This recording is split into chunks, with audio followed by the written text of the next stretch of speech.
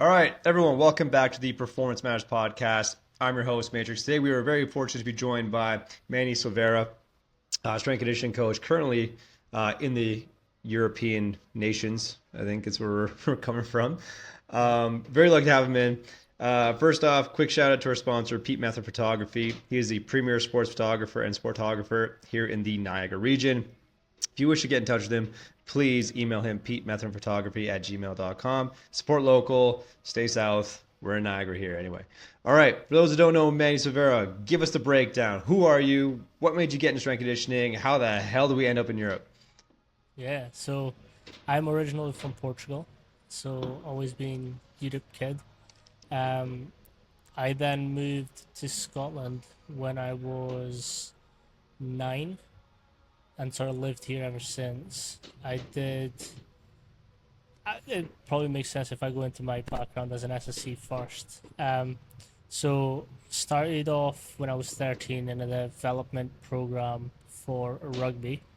My coach was the coach and S&C coach, so kind of had a double team threat there. So it was kind of, The double fisting threat. yeah, the double fisted, the mighty double fisted. um, so when I turned 14, he kind of saw some of the background stuff that I was getting into, who I was hanging around with, and instead of just letting it be, he was like, "Hey, there's a spot where I need some help in S&C. Do you want to come in, do some work? You can get free gym, all of it. You can just go in. You've got the key. You've got everything." And bear in mind, I was 14, coaching 13 years olds, so Yeah. it was the blind leading the blind, but we did it. And then ever since, it was just sort of like growing, reading bodybuilding magazines, like the real old school stuff. I go into private gyms a lot, so it was like old school bodybuilders that would teach me a lot of their stuff, and again that passion just grew.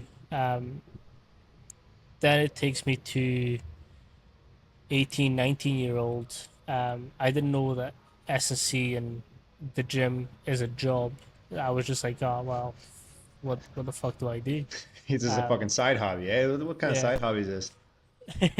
So I kind of took a job at a factory. Still to this day, it's the best firing I've ever had for the best reason. I got sacked from I got let go. I was like, but it was the best thing because then it made me go into college and do my gym qualifications, and then I started working in a gym straight after. So I was like, did a year to get my gym certifications, did 2 years in the field, then went back to education, finished my bachelor's. Um, during my third year of my bachelor's, I got the opportunity to um, go across to the US and coach under Ron McKeefery, which, if people are aware of the industry, they'll probably have heard that name. And if not, I highly recommend you watch some of his stuff and read his Yeah, pretty books. humble guy. He's a pretty humble guy. Yeah. Oh, like he's the best. Like you can message him and he'll like answer within a couple hours. It's Yeah. like he's down. Yeah, he's Um, chill. so from there, obviously, kind of gave me this break. My exit interview, Coach Mac knew I was coming back to the UK, and he was like, "Dude, there's fucking nothing in the UK. Like, it's your opportunity to build something across there." So that's where I started the podcast, and that's where I started connecting people. And um, now the job with Team Builder as well sort of lets me travel quite a bit around Europe. And again, it's just a place where we can hang out and just become better. And I think that's the goal with SSC, is just become and leave it better than you found it. Yeah. We need more coaches coaching coaches. That's what we need. Yep. We gotta And I normalize think that shit. 100%. I think we had this discussion as well. It's like when we're at university, we're taught by professors, by lecturers. Unless you're at Springfield and you're under Adam Fight and some other good programs, Awesome like dude, man. Also, big shout out to Adam Five. Like we'd hop on a call, I think, every month or so. We literally just hop on like an office hour together. and just shoot the shit, like science He's so projects, whatever sick. the fuck. Dude, it's awesome. He's fucking dope. Shout out And I Adam. I don't know think, if you're listening, but fuck it. yeah, no, Adam's a great guy, and he's been on the podcast as well. And it's like he gives so much to the industry. Like one of my favorite things that he's ever said, and I mean, he says it to all his students is, if you're in this industry, A, you have to give a shit, right? And Yeah. B, you have to leave it. Like you have to want to leave it a better place than you found it. Yeah, absolutely. No, it's 100% accurate. Like I said, it's just people helping people, man. Like I think we've talked about before too. It's like let's not, it's an important job, has a purpose and a role, but you understand the parameters of that role, and let's not, put our egos in the fucking in the driver's seat here. You know what I'm saying? Like we're literally teaching kids sets and reps and how to move a little better. Like we're adult PE teachers at the most simplest fundamental form. Yep. You know what I mean? If you had just black and white it, but it's how can we be the best at that small component that's so relevant? You know what I mean? It's like let's not stand on ceremony here, fellas. Like let's know our role, be the best at it, and help people, not only get better on the X's and O's, but also, develop a love and a confidence in the training process. Because again, this shit's not going anywhere after we all retire from sport, right? So obviously, your experience being in the U, would you say now you're more like UK than Portuguese? So it's a question I get often. Yeah, It see, is a because I question I hear get I hear often. like the British twinge. I'm like, now how do you you know what I mean? Like that's like Yeah. being from Texas and then moving there to New York when you're 5, and then being like, well, do you still have the are you still from the South, or are you now a city guy? You know what I'm saying? So what I will say is, at this point, I'm too foreign to be Scottish and not Portuguese enough to be Portuguese. You're Um, you're in no man's land, buddy. exactly. You're fucking no But man's land. I would still class myself as Portuguese. Like I have a lot of the same morals and again that's all passed down from my dad. Like he's old Yeah, school Portuguese. Like he grew up in the mean streets of Lisbon. So like yeah. I'm authentic. Like my grandparents, they were from like south. Damn. No, north, very north. Like they're Yeah, yeah, farmers. yeah. Yeah. They're like, what the fuck are you doing? How are you talking to somebody on a fucking computer right now? It's crazy. It's fucking nuts. um, but yeah, no, it's difficult because like I'm too foreign to be Scottish and too Scottish to be Portuguese. It's no man's land. Because now the question to ask is going to be like, you dipped your toe in both what we'd say like the Western style of strength conditioning has been in North America, and then maybe with more of the European, I wouldn't say Eastern, but let's just say Eastern for the sake of simplicity, like the more European philosophy on strength conditioning. How would you cross compare Western strength and conditioning with what we would say maybe European strength and conditioning would be? Yeah, so and I think this is where I love the position that I'm in because I've had the opportunity to experience both. Yeah, So Western, US, Canada, like that top half of the Americas, it's more on an average, we'll say, because I've gone in trouble for saying blank statements before. fuck it. Um, but yous are more focused on coaching the athlete and being for the athlete. Like coach athlete relationship, you care more about than in the Eastern side, European side, we care more about the data. So we're all numbers. Yeah. So whereas again, and I always bring up this point, like Olympics. The Olympics are great because fucking I hate to admit it too, but the US dominate. But Hmm. there's a reason. Hmm. You start when you are in high school, you then go collegiate program, you then make it pro. Like there's a clear pathway for excellence, right? Yeah. Whereas European, yes, there's still pathways, but those pathways are based on number and statistics, right? So if you win games, you get into good programs.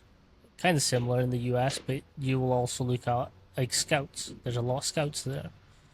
They might just see something that they like and they'll pick that kid. Sick. It's not just about numbers. Whereas in Europe, we are. number focused. So we look at athletes as lab rats as opposed to, hey, this is a real human coming in. How can I adjust my program to best suit this person? Whereas in the US, you're just like, hey, let's go, let's do this. Yeah, let's get the Come in fuck how you after it. come in, and let's fucking rock this shit. Yeah, leave better than we walked in. Fuck your mold. Yeah, but like, yeah, so that's the real difference I found, and that's something that I very strongly try and put across all the time in my own coaching, my own principles, is a yes, I'm driven by numbers. I need to see how your readiness is. I like to check if you're good, but I will also ask, hey, how are you? How did you sleep? How did you eat? Anything happen out of the ordinary? Yes, no. Let's adapt our session to that. And I just fucking hate numbers. And I just fucking hate numbers. I like the Western Y, honestly, because I just don't like the math. Fuck the goddamn statistics.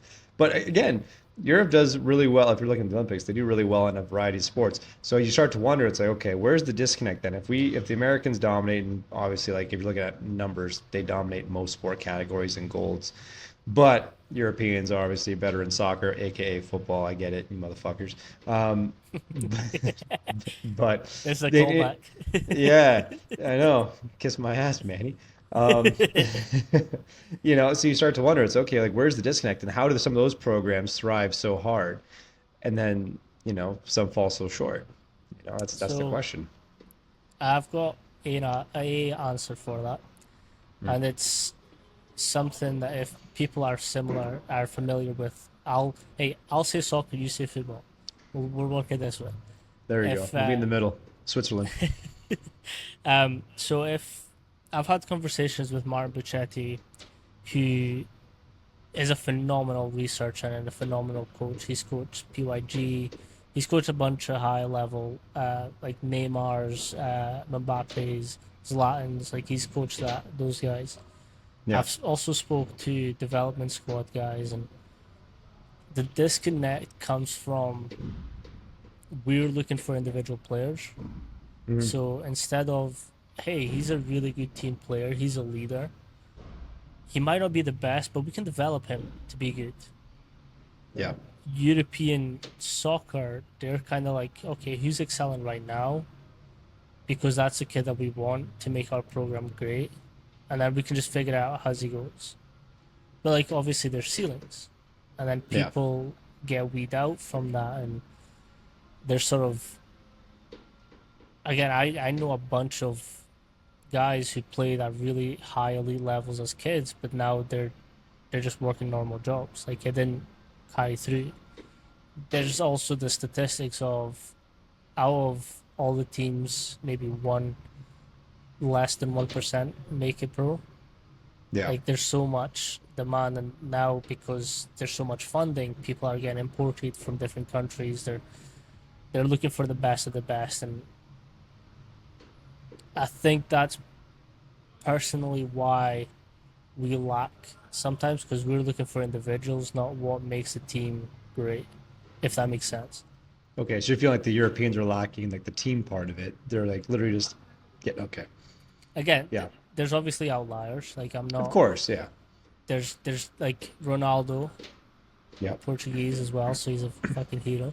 But Yeah. Always been. like Fuck. he's a leader as well, like on the pitch, and he's just carried that whole thing from Sir Alex Ferguson. Like he classes himself as his dad, and like that's something that Alex Ferguson did. Is like, okay, if you're part of Manchester, you're part of Rangers. Like we're a unit, we're a team, and that's how so many great players came from there. But on a whole, we are looking for individual greatness, and hopefully they can gel when they're in the team together. That's very interesting too, because again, that is different than the Western way. I mean, again, outliers obviously, and it's not always the case. But for the sake of this conversation, that's interesting because you know, because it still works. Like in some regards, it still works, right? And then also vice versa on the American side or like the Northwestern side, it also works. Like they're getting better. You know what I mean? So it's crazy how obviously with different sports and everything else like that, it could be varies. But in terms of like soccer and AKA football, it's just crazy how that science-based methodology. It's very that is Eastern performance essentially. Like find them when they're fucking young. Just do like the whole statistical scan of them and say what are they based on their anthropometrics, their current ability, their height, weight, everything. Where are they probably going to end up in sport and just stick them in that sport and then just develop the shit out of that kid. And then that's pretty much the only responsibility. If they hit a certain point, they're not good enough. All right, they're just tossed to the wayside. You're not it. You Mm-hmm. know what I mean? Which I would agree. At least there's a tier system here where it's like if you're good enough in high school and they, if you're a middle of the pack type player, they will, find a spot for you and be like, okay, maybe you're like a, second stringer or third stringer or you're a good team guy. They find there's a role for you Mm-hmm. where you can still develop even a bit further. Maybe you're not getting your playing time or your minutes, but at the college level or pro level, sorry, college level, you're going to be 4 years where you can get some form of development versus just there's nothing for you. And then pro obviously is like the next step where it's like, again, can we use this guy? Does he get training camp? Does he get cut? When? Da da da da. So that's interesting to me. I'm always like curious. And again, you have more experience in the European side of things. So I'm always curious to see like what those differences are, pros and cons of the whole scenario, right? Because again, I would say Northwest. Again, I'm biased, but I would say the Northwestern style of strength conditioning produces phenomenal athletes. But we also learned a lot from Really like the good. Eastern, yeah. But then like 50s and 60s, like Soviet Union was obviously like minus the steroids and the crazy bullshit, but they were doing a lot of things well that we took from them, and that was Yep. very Eastern. So it's like, well, shit. Like, where's the middle here? Where's the optimal, Mm. state for this shit? So I've got a slight theory on that, and it goes back to the thing of the differences between countries or continents, we'll say. And I Sure, think hemispheres. it comes from okay. One of the biggest things that we talk about as an industry is marrying the principles that work for us, right? Hmm. So it's about what works for me with my program with my athletes. Like, yes, there will be some people who die hard stick to every set rep scheme the Soviets used, but there will be people that are like, okay, I really like this concept, so let me take that, but let me actually change up a little bit because it's crazy high volume and we don't need that right now. Yeah, it is Whereas like crazy volume. Soviet, they're classed as like 100% max efforts all the fucking time. It's boom, Yeah. boom, boom, boom, boom, boom, boom, boom, boom. Now the steroids did help in the recovery Yeah. process. Yeah. They kind of neglected to mention that part in their textbooks. Like they were melting fucking pea pots, but Yeah. you know. The piss was hot, boys. You can filter that shit. But yeah, Those so I guys are think those guys are double fisting. oh, every steroid. Hmm. Hmm. But that's where I think the US have been able to, and there's more funding there, and we can get into a little bit of why I think that is. And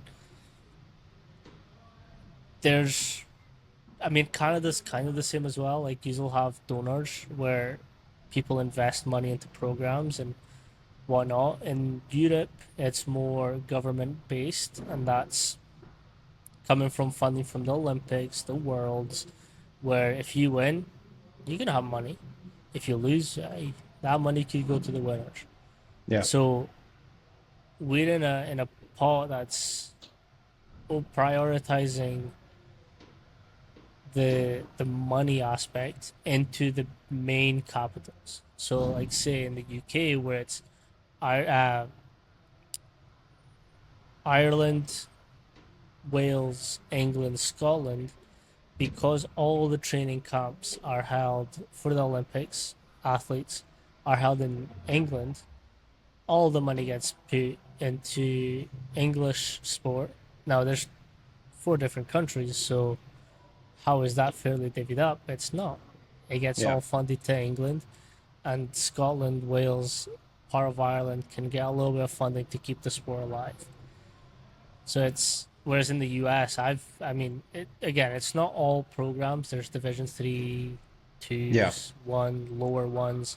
So the funding will differ, but a majority does have support from donors and whatnot. And again, you've got more chance to develop greater athletes that way. Like, Yeah. you're very rare to see a weight room in the UK that you see in the US for high school. Like, some of the ones I've seen are fucking nuts. Texas is crazy for that shit. Like, fuck, man. They got big money donors for high Hmm. school. Like, they Yeah. have like fucking college size arenas for high school. Yep. Fuck, man. It's Insane. that's where I also think America do it great, Mhm. and Canada as well, because I'm guessing it's similar. Not Whereas by a mile. no, No, man. Canada's broke by comparison. Like, we're the second largest country in the world, and we have like 1/10 of the population of the States, 1/10 of the money. Like, and the problem is like for our university sports in some provinces. Keep in mind there's provinces and there's different rules. But for Ontario, for example, there's a cap on how much money you can get a kid for scholarship. So usually the best Canadian athletes end up in the States because they get money, mm, right? So it is different. We're getting better, but we're not nearly as elite as the Americans in terms of mm, the funding for sports. That's why like our best athletes will be anywhere in the States for school or whatever. And they will only come back for national team development and mm, then go back to school or wherever again, right? Like look at Team Canada basketball. Like we've come a long way with Canada basketball, right? But all those players on Team Canada went to school not in Canada. You know what I mean? Like Oklahoma yeah, City no, that Thunder makes just won sense. the NBA and shot, SGA just won the MVP. He's Canadian, you know what I mean? But he didn't go to school in Canada for basketball. You know what I mean? Like there's Yeah, examples all the time. Like our best athletes don't stay here. They tend to go where the money is. I don't blame them. You have more money, so you're not paying for school, you're not paying for anything. It's better competition because now you're getting in a higher populace in terms of the program, better resources. Everything's just better from that standpoint. So if you're that good, you've earned that, then fuck, go get your mm, bag. Like I've never, unless the kid doesn't want to go far from home or doesn't want to leave the country for whatever reason, like I support my kids 100% whenever they want to go to the States. Like, yeah, if they're paying you, fuck yeah, get out of here. Go get paid to do your thing. Like, if it's hit a ball, if it's throw a stick, if it's just jump really high for whatever, like, go get paid to do that.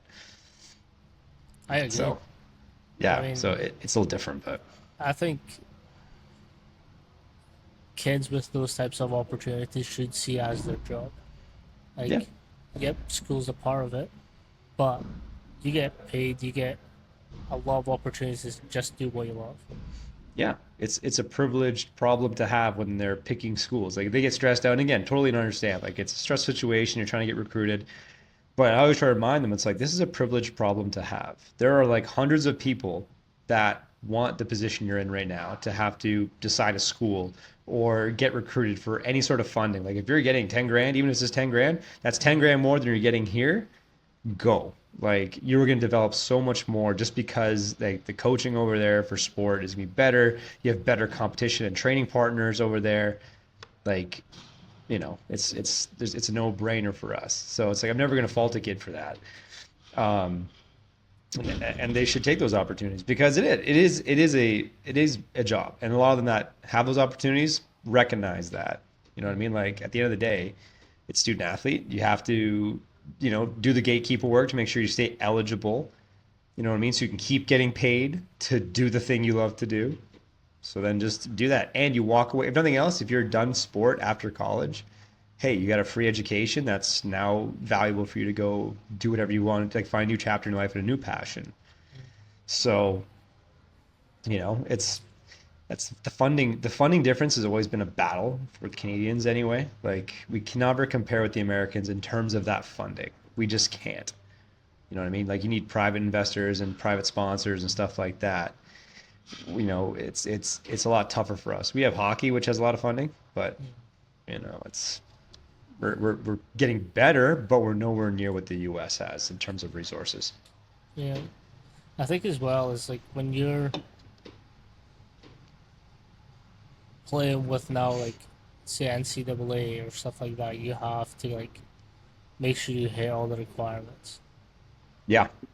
Yeah. Especially if you're an international student, which is ironic because Canada's right next door to the States, but we're still considered international. So like the fees, like if you're a domestic student, you pay less for tuition. But if you're, from a different country, tuition's like two, three, four times more expensive. So to be a Canadian to get recruited, and keeping in mind, like at least for us, I tell our kids like, listen, the US has 10 times the population we have. That's 10 times more people they can pick from that are cheaper than you, that are probably just as good as you.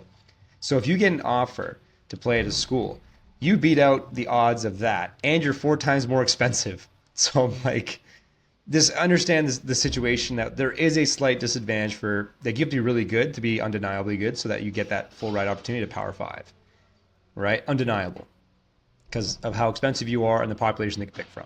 So if you're that good and you get an offer, you fucking take it because you earned that shit. You beat out the odds. 100%. You know what I mean?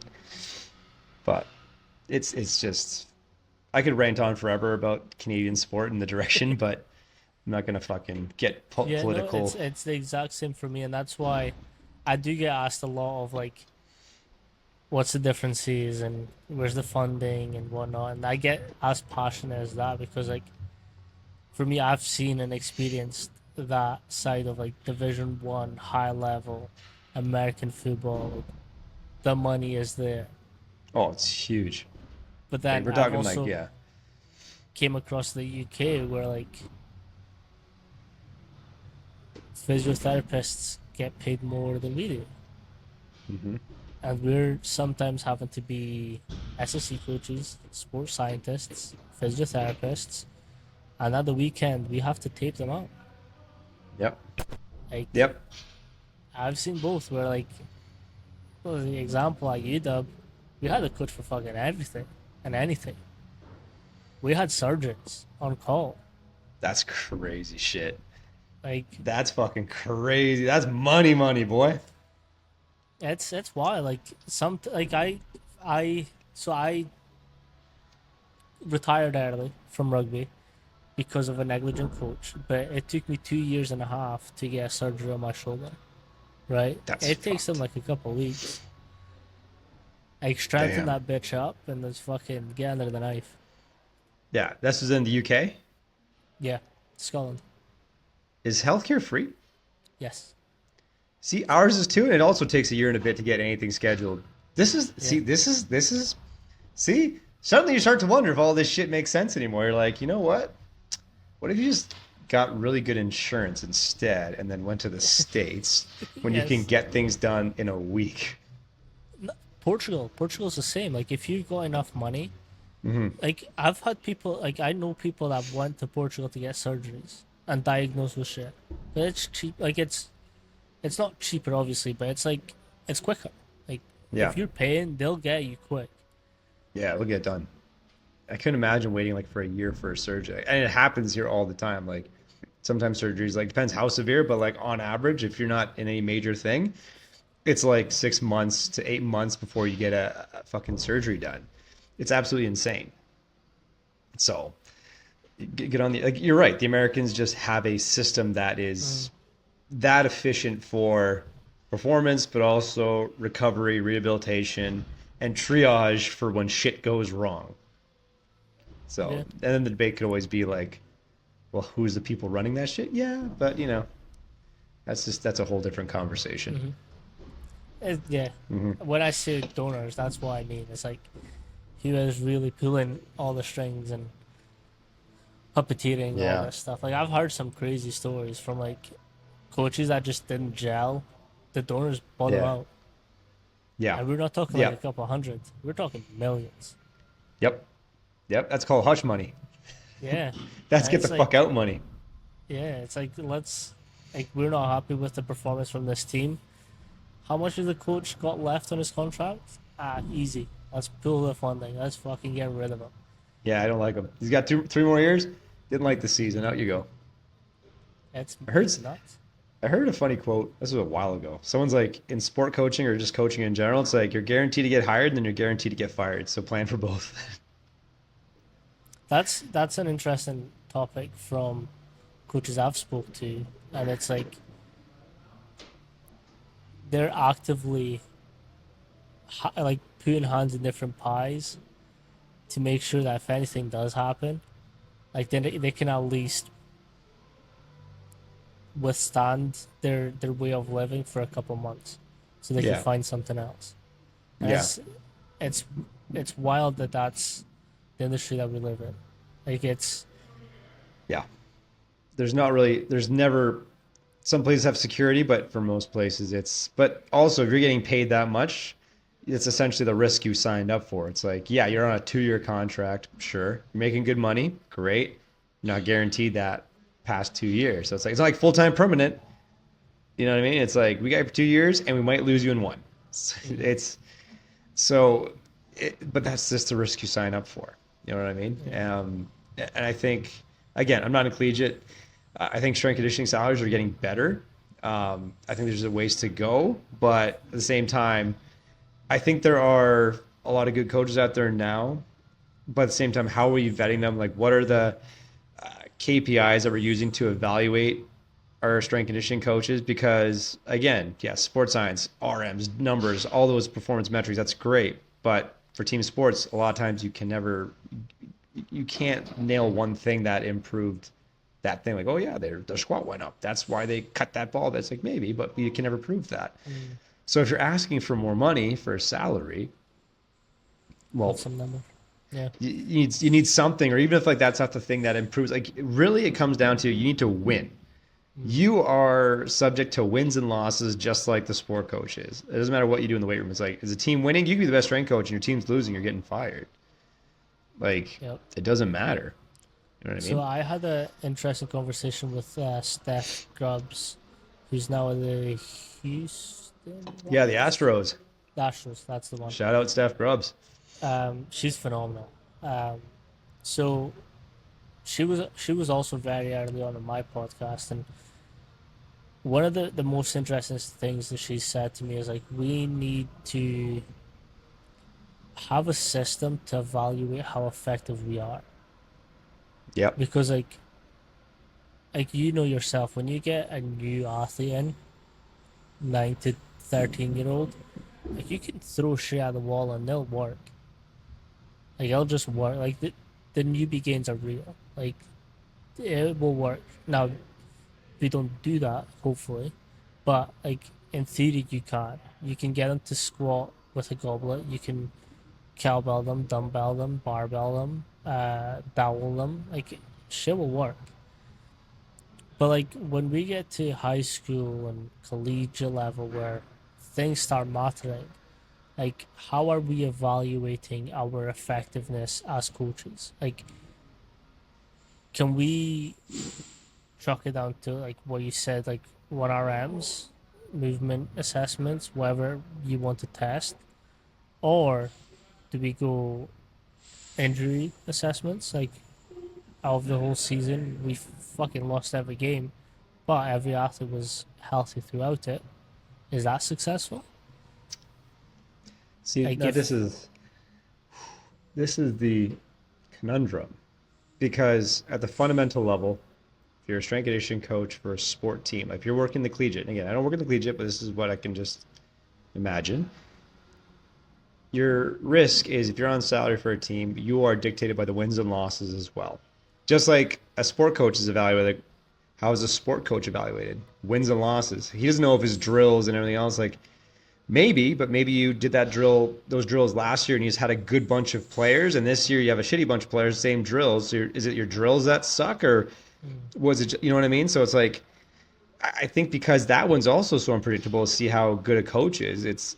You're right. We need a system, but right now it's wins and losses. It doesn't matter everything you do. If the team doesn't win, you're subject to the penalty it comes with not winning. You know what I mean? And then injury assessments, like, well, we can't control that either.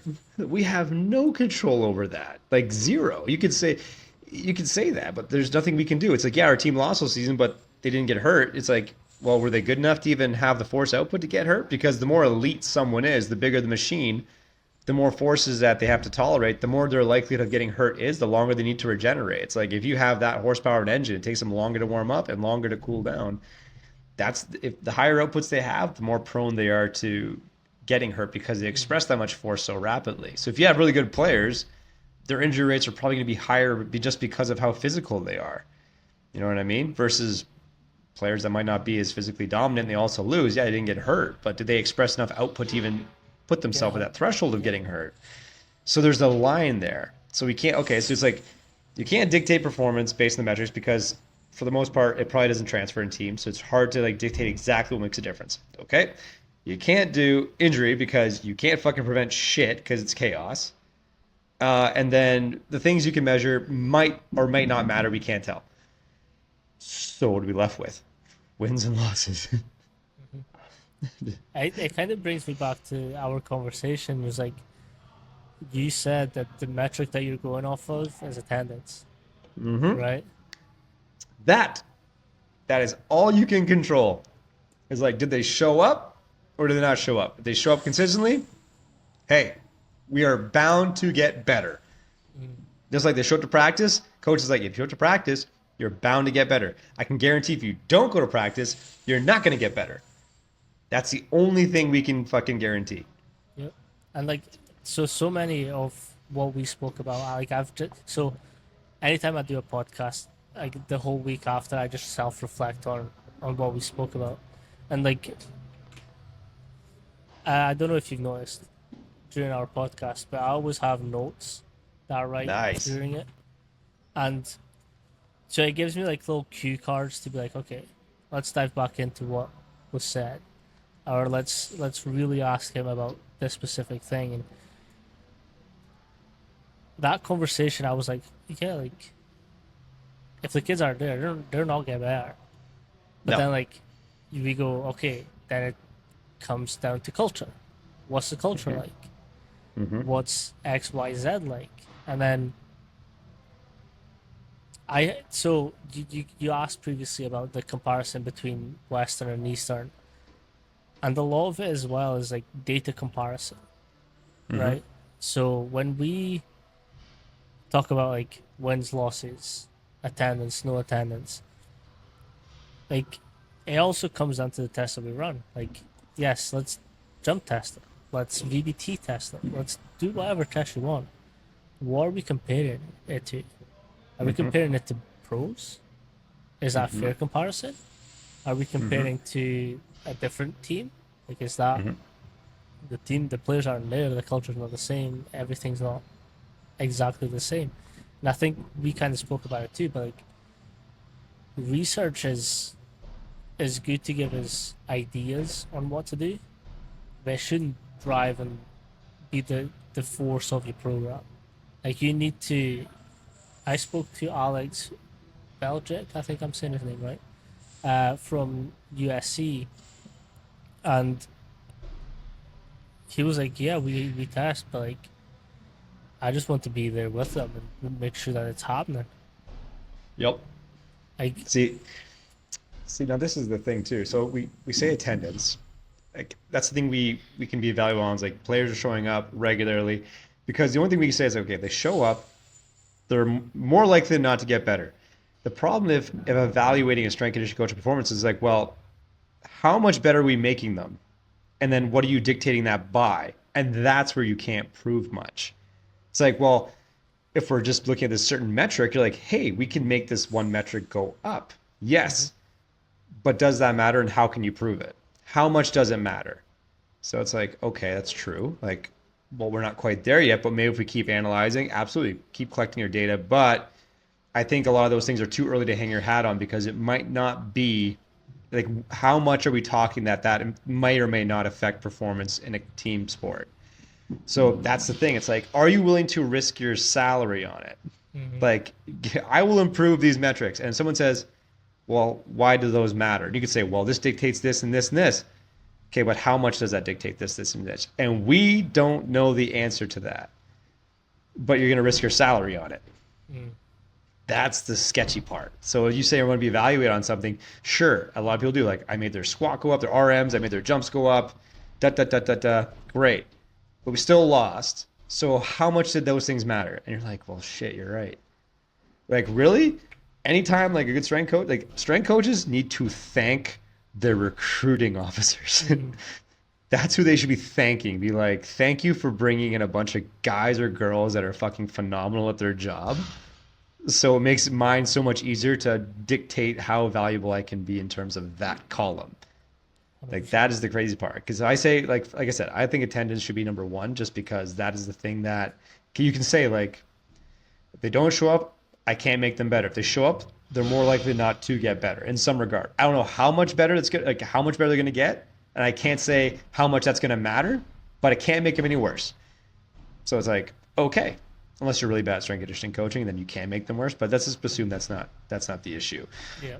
Um, but that's the thing. So that's where that conundrum for the the value of the strength conditioning coach is always, I think it has to be more of the relationship thing, because it goes back to our conversation of like earning the digging rights, earning the trust, and they will give better outputs for you, which means they're going to get better to even help your own, metrics for evaluation. So yeah, it's that's the tricky part, and we need more time in the trenches. And speaking 100%. of, like the testing, like Adam Fight and I were talking a couple months ago, because we're doing this data project, that there's the data we're comparing to, like the NSA has their standards for certain sports. Cool. Again, those are their best athletes doing those IMTPs or their CMJs, whatever. Again, how much better is that making them on the ice or whatever sport they're doing? Do we know? Like, to what degree? You know what I mean? And how are we measuring if there's a translation? Like, what's that correlation chart look like? It's also so individualized. Like, It's so individualized. It's so individualized. Like, you have outliers all the time, so you're trying to dictate. It's those middle guys, but even then, that middle guy is like, what part of the middle are we looking at? Middle down here, middle here, middle here. Like, how tight is the pool? Like, how small is the grouping? You know what I mean? And there's not enough data for like even like the high school age athletes for certain sports. You're like, okay, well, what are we comparing them to? If it's just the collegiate standards, like, okay, here's the collegiate standards for volleyball or basketball. Okay, high school kid, like this is what we need to get to. It's like, okay, but like some of the best players don't touch that height. They're just naturally tall, but they're also good on the court. They're big enough that it doesn't matter. So again, then does it matter? You know what I mean? So I think a lot of it's going to be like, can you create a disciplined routine where they're showing up to do the supplemental work, knowing that you're doing things to build capability, and that you can measure like they are more robust in terms of the fact they can hit these ranges of motion, express force through them, right? Diversity for that. They have higher capability of expression. I don't know how much that's going to impact their game, because those things change, right? And there's different things. Like I know Zach Zillner has like at Texas, he had the GPS that was measuring, the shot. Like literally, it's like analyzing shots. Okay, if there's this much internal rotation, external rotation, it affects their shot by this. That's the shit that now is going to dictate wins and losses. That's the shit you need to do more of, because that analysis literally is dictating the accuracy of their shot to get more points to win more games. So I'm like, that versus your force plate or your VBT device, I'm looking at that, because that actually is real time analysis of them getting more or less shots in the fucking hoop. so So again, you know, I'm very fortunate to be in a position that I am and have the experiences that I have. Um, I've now done a couple international conferences, and in my slides, I love the bucket method and theory, and how that can be split into so many different ways. But one question I always impose on everyone, and I kind of want your take on it as well, is say we have 5 buckets: strength, speed, power, endurance, movement, quality, or ability, right? Do all buckets need filled? no, like you have to. I don't think all buckets need to be filled. And I'll say it like this. For example, like if you're talking about fitness, if you're like a shot putter or a marathon runner, because everyone thinks being fit means cardiovascular. Fitness is really going to be like, do you have the capacity to do the thing that you need to do repeatedly over time against better people? A marathon runner, that means run long distances faster. Shot putter is throw these 3 things as far as you can and then you're done. Okay, so then what matters more for that particular objective, and then weigh the buckets. I don't think every bucket is weighted the same. And that's going to vary depending on certain sports. I think there's a lot of crossover, but if you want to make it black and white, I don't think every bucket weighs the same. And so then knowing that, you can determine how much of a bucket needs to be filled and when, knowing that the shelf life of every quality is different. So it's a balancing act. Essentially, what we're trying to do is, can you maximize their strengths and minimize their weak points, individual to them, so they can express their skills at a higher level against better people for longer durations of time? Or if it's a simple, A to B type skill like throwing a shot put or running a track, it's, can you get there? Can you finish the race in less time? Can you get the shot further than the next guy? That's all you got to do. So what buckets need to be filled for you to do that again and again and again, and then that's it. Yep. So So I think that's my very vague no, answer. it's 100. That's exact that verbatim for what I say, right? Yeah. But then I also like to give examples and simplify everything. Because that's so we can speak all science that we want, but our ability to be understood is what matters. If I'm Hmm. speaking about the calcium pump to some athlete and they don't understand what the fuck's going on, is that effective? Bro, not a No. fucking chance. So why No then kids listening to simplify? you. Exactly. So why then say is like, okay, let's simplify this. We have very basic, like we'll have basketball, right? Off season, pre-season, we'll squat them to full depth. Now they're taller, so that squat isn't going to be perfect, textbook wise. But do we need to then full depth squat them in season? I don't think, again, what is the point? Like, what are you trying to achieve? I Exactly. don't, again, I squat full depth, but how everyone squats for my basketball players is going to look a little different, right? So it's like, you don't have to squat bilateral. You can squat unilateral. You don't have to use a barbell. You use a dumbbell. I don't care how you do it. The whole point is, can I have you get to a position of length and build tolerance in that position, right? If nothing else, to make you have more robustness to handle loads at those awkward positions at worst case scenario. Knowing that there's so many moving parts too, it's like deep squat means you can do things for your knees, everything else like that. But if you look, I simply just categorize things as in like, is this what we call more of an expression based skill in terms of exercise selection? Or is this more of an adaptation or like a floor type exercise? I kind of like bucket it like expression slash ceiling and then function, adaptation, or floor. So it's like, okay, if I'm doing, and what I mean by this is like, okay, if you're doing like a depth drop or you're doing a sprint, that's like what I would call, again, very black and white expression. Like you are trying to hit your threshold and hit your ceiling. The adaptation or floor is like the groundwork to then pull it up the floor to then raise the ceiling again. So it's like, okay, then this might be like your full range squatting, your isometric holds at full length. You might be doing these weak link type work, this accessory work or whatever you want to call it, to help build that component part to then express at a higher skill again. It's like, okay, so another expression type skill might be like, okay, pick a joint angle relevant to the position you get in for basketball and then push up. It's okay if we know that vertical jump tends to correlate with rebounds. What's your jump position? Set the pins there and push up from there. It's like, okay, that is more position specific and sport relevant to that skill. Okay, then you can express from that level. So there's room for both. And again, there's a lot of crossover, and how you categorize them is, I don't think, is going to matter too much because there's so much crossover, but there is a time and place for both.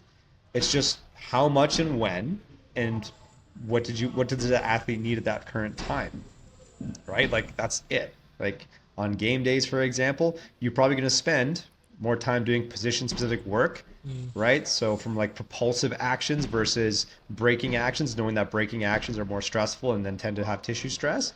You might do more concentric impulse type shit where it's like, hey, we're going from the bottoms up at a more position specific angle for you, push up, express force, and then go from there.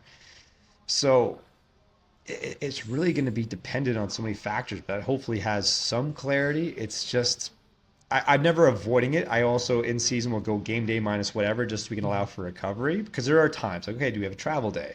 When's our games on this week? And then we work around it, but I'm never like going to neglect something that I feel can be beneficial. It's just when is the better time to do it, essentially, right? So You also said something earlier, and I kind of want to.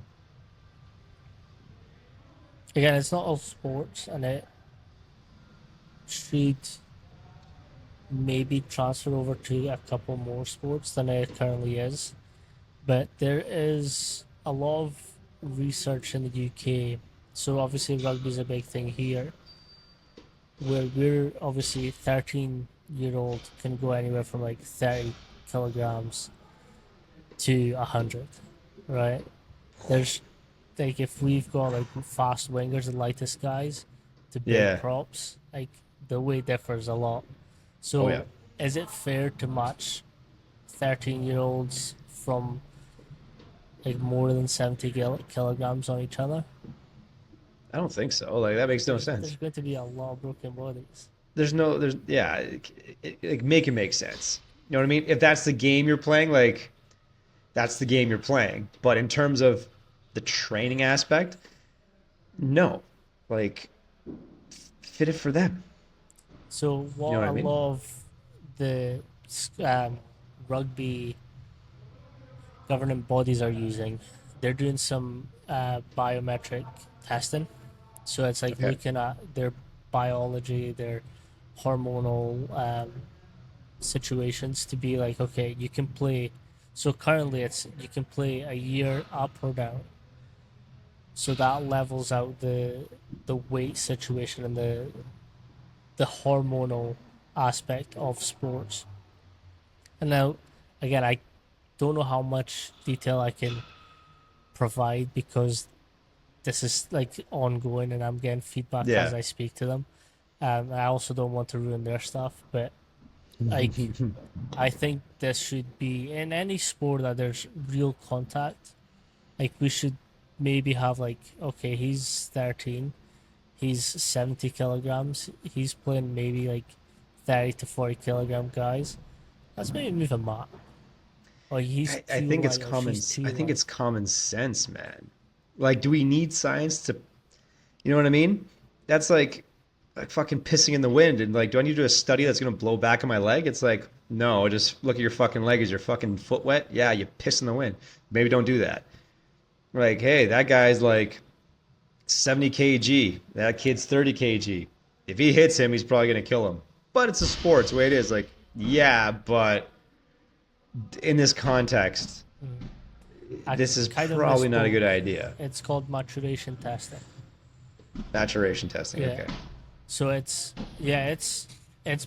started being implemented in in rugby in Yeah. some programs, and again it's been happening in New Zealand for a while, where obviously islanders are islanders, they're a beast of their own, Oh yeah. but in New Zealand they'll match people on sizes.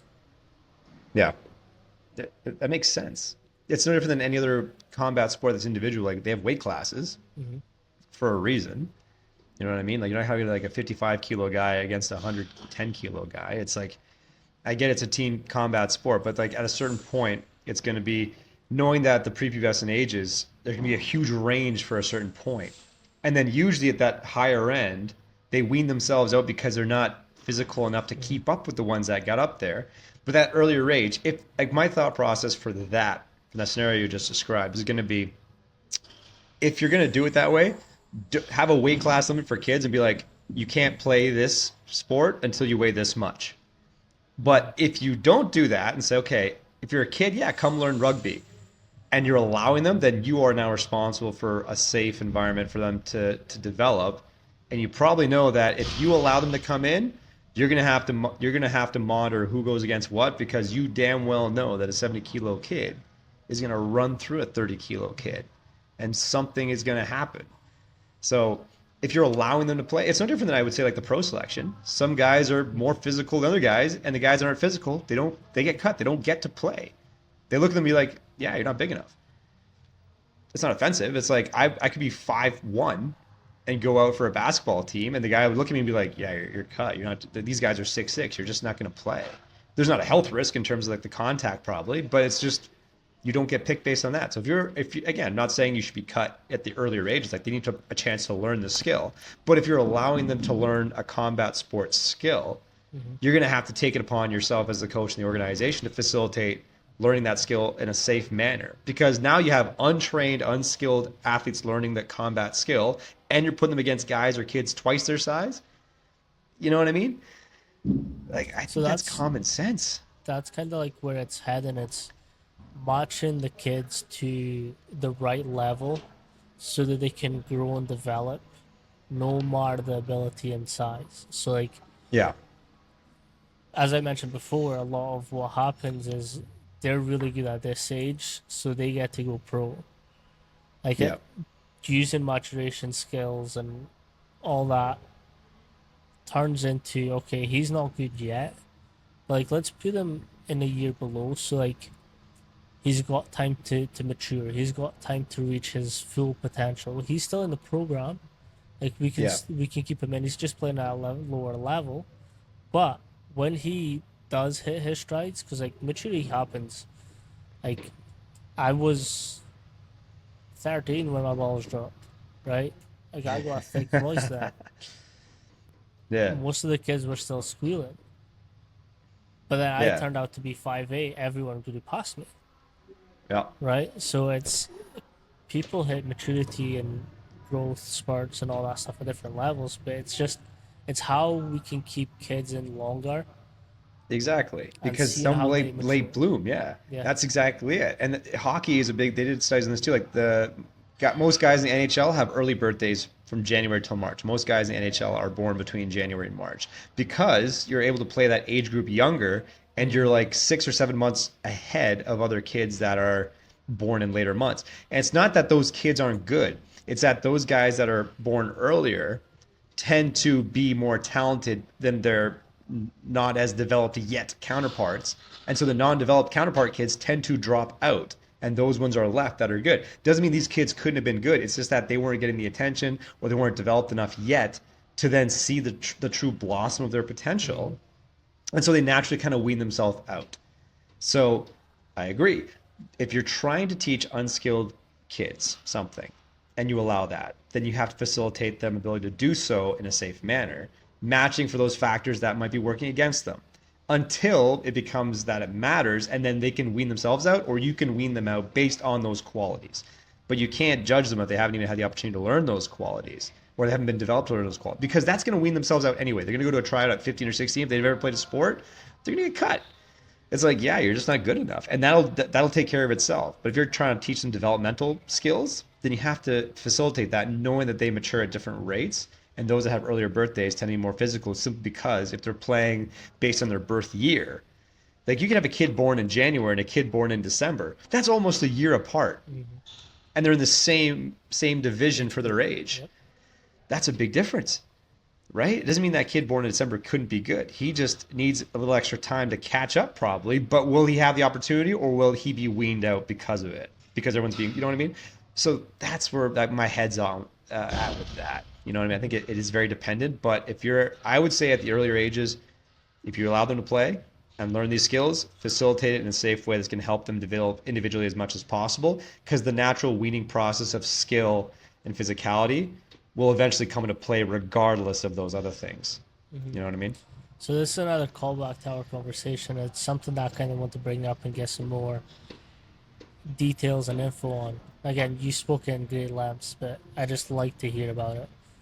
And that's why I think your program is successful in the fact that you have paired,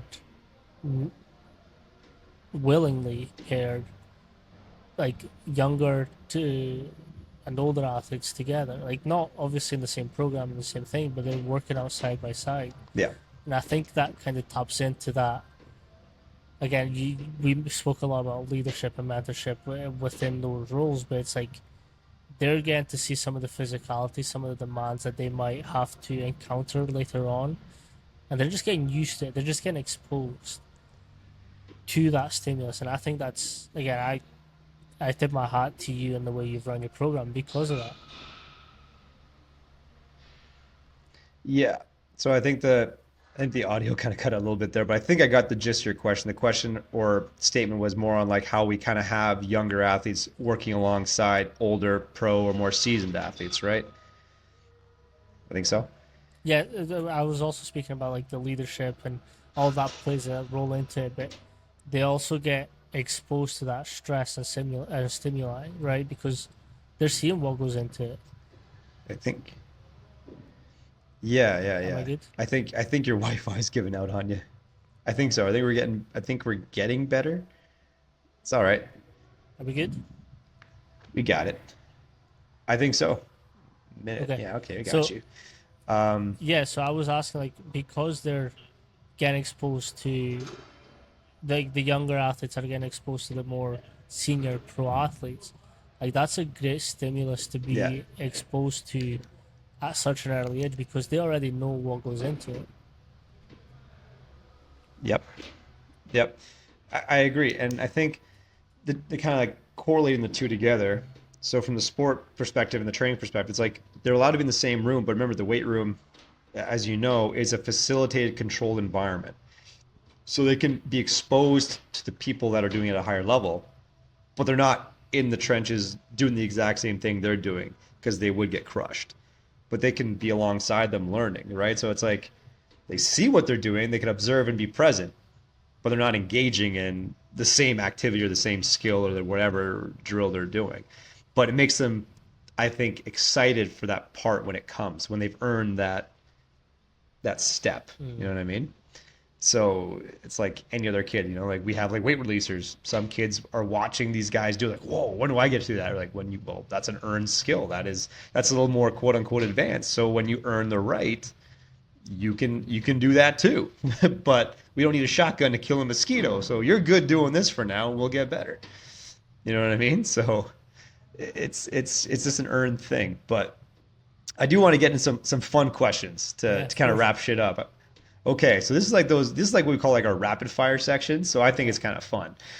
What do you think is the most underrated exercise? Oh, Ooh, first one. glute ham rollers. Whoa, okay, underrated. Glute ham rollers. Why? I think we don't like to do hard shit, and if you've been like exposed to single leg and really eccentric styled glue ham rollers.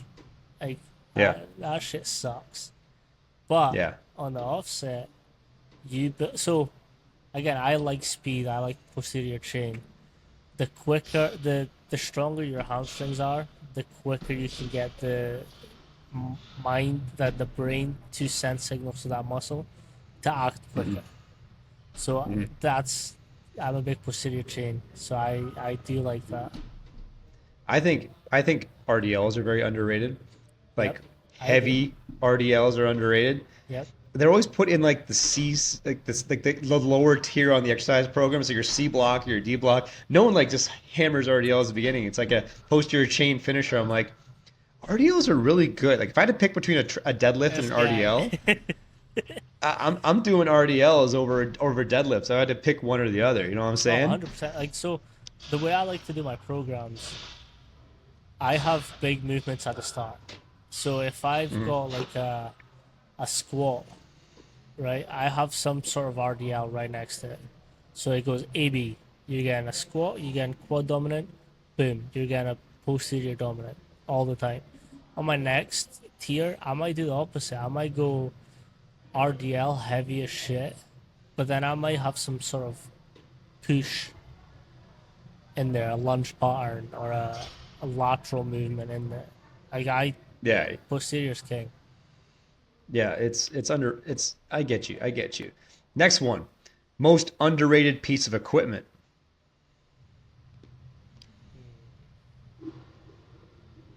Hmm. Hmm. Sandbags, That's a good choice. Why sandbags? carry heavy shit. Again, I like. So I don't know. Again, this I know this is quick fire, but quick story. So the dark side of training. I think we spoke about it. Like Yeah, kids need to be experienced in embracing that suck, embracing that dark side when competition is going to get tough at some point, and you yeah, need to trust and believe in yourself that you can make it through it. So yeah. if you cut, like, I've got a bunch of sandbags. My heaviest just now, I do want to go heavier, but my heaviest just now is like 50 kilograms. Like, picking that up and walking with it, it's not easy. But you get exposed to some real hard shit. Like, you're breathing out your asshole by the end. Yeah. I I get you. I love it. get you. Honestly, it's kind of it's just different, and Hunter Eisenhower builds all this shit into it's literally just a different coordination. It's a different experience. So it's like you're just essentially, we look at this pattern, like this pyramid of like intensive. Like the more intense something is, the simpler it has to be. The more extensive something is, the more diverse it can be, and diversity is typically a good indicator of like the mother of mitigation of injury risk. So it's like, yeah, you're handling something awkward. It's probably not heavy enough to hurt you, but it's awkward enough where it's going to challenge you in a different way. It's just a different tool. So I like that choice. That's a good choice. To piggyback off that, how many times have you heard, yes, I'm strong, but not uncontrolled strong? Like, if we're carrying groceries, if we're carrying heavy shit from the car to the house, I'm not that kind of strong. I'm gym strong. Yeah. Yeah, so it's like, well, what do you define as strong? Like, how are you measuring your strength? Like, are you strong? What? You know what I mean? Like, are you farm boy strong? Are you Yeah. blue collar strong? Or are you just barbell power lifter strong? There's a difference. There is a difference. Okay, most overrated piece of sport technology. Ooh, this is a good one. I like this one. Go for it. Break some hearts. End somebody's career. Force plates. Damn, Vald and Force plates. Hawkins are gonna be pissed. They're not gonna sponsor shit for you anymore. Okay, so I love Hawken. Love them. Not anymore. They might not love me. No, we actually have a great relationship. We do. But Not I after they think hear this shit, bro. They're gonna fucking. They're gonna be send it to like, them. that's like saying no disrespect. Or like, no, this is disrespect. But go on. So again, I'm coming from Europe where we hang our hats and we die on these hills. With as many metrics as there is, who gives a shit? Right? You're gonna fucking piss somebody off, buddy. And I hope so. And again, I like this because it opens for great conversations. Dude, you should make this on your podcast. Be like, somebody argue with me. You should make this a segment where you make an open invitation to just be like, all right, open invitation. Who wants to come on my podcast and debate me on why force plates are the most overrated piece of equipment against me that feels that way? You should fucking do that. So again, it's a polarizing statement. And I do believe it, but it's because people want to look at everything. Again, I like force plates. I've got two plyo mats right there. So I Yeah, like yeah. I do like jump performance, but I think that's one of the most overrated because people want to look at everything. Yeah. Focus on one. Give me Yeah. one good metric and fucking stick with it and run with it. I've spoken I speak a lot to Thomas Newman who has worked for Hawken and he's a phenomenal coach. Like he worked at Yale, he helped build Yale's program to what it is. Phenomenal guy, phenomenal, and he fucking loves force plates, Hawkins specifically. But even he says like, I if a coach is giving me 50 metrics, I don't really want to talk to him or her. Yeah. Give me Yeah. three fucking solid ones, stick with them, know them, learn them, be expert at them, and fucking build your program. Yeah. Like I think Yeah. we're relying too much on technology, and I that's why I love this question because like, and we spoke about it on my podcast, and it's like, if the kids can't come in, who gives a shit about their jump performance?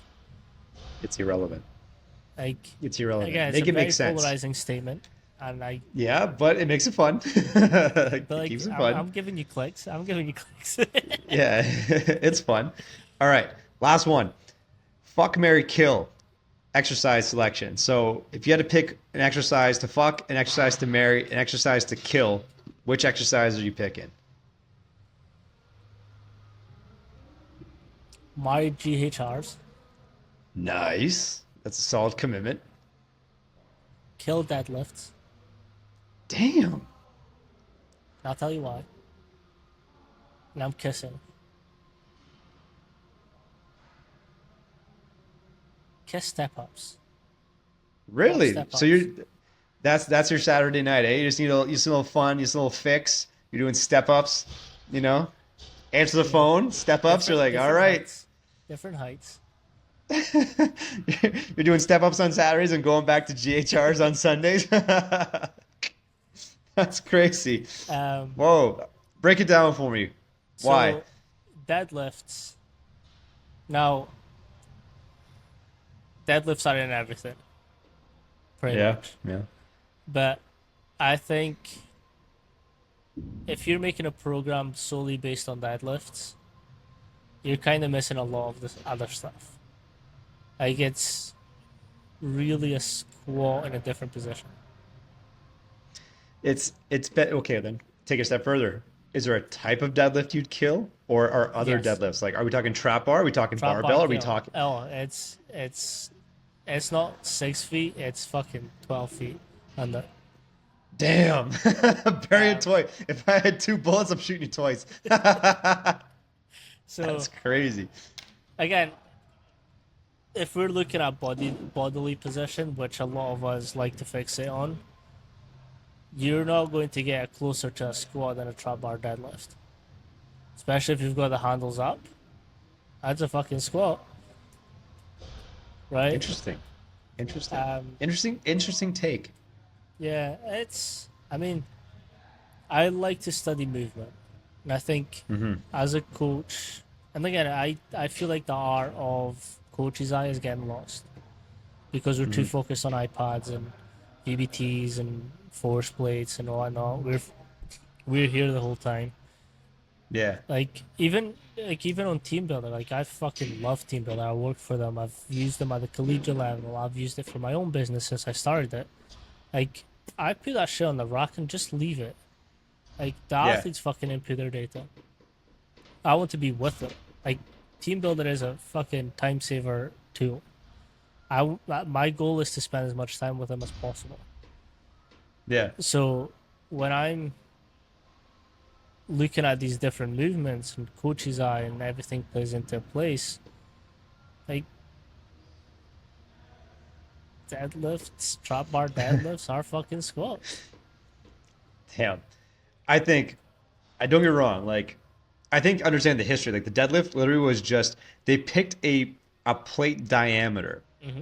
for Olympic lifting so that if someone failed, the bar wouldn't crush their neck. So that was how they determined the diameter of a plate. And then they just said, let's just pick this thing off the ground and say it's a deadlift. But also knowing that so many people have different body types, it's like everyone's deadlift is going to be, different based on their starting position. So they create a trap bar that kind of accommodates a hybrid. And I'm like, if I had to kill, I'm like, okay, I'm gonna have to be specific on deadlift. I'm killing the barbell deadlift. I think take it out back and shoot it. Really? Less, yeah, take out the barbell deadlift and shoot it. I'm okay with killing that one. Trap bar, I'm like, It's a I similar would position. still, I would still RDL. Like I would just say fuck deadlifts altogether. Just RDL.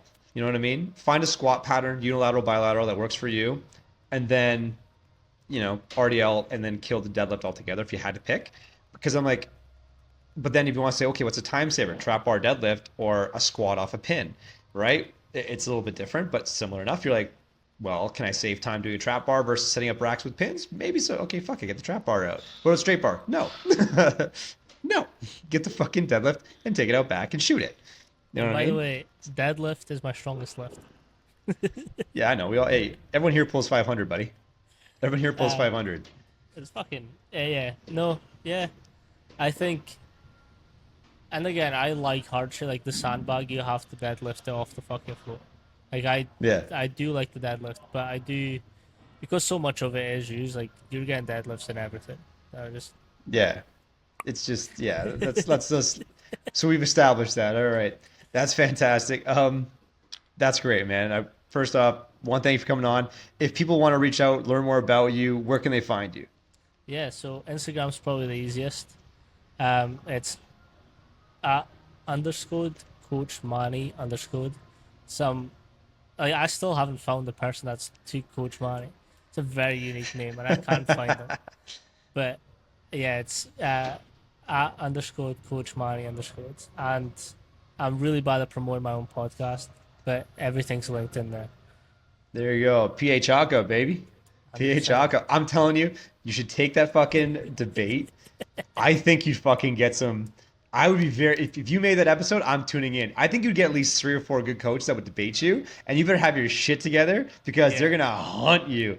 That would be a fun. That would be a fun one, dude. We could tag team that shit.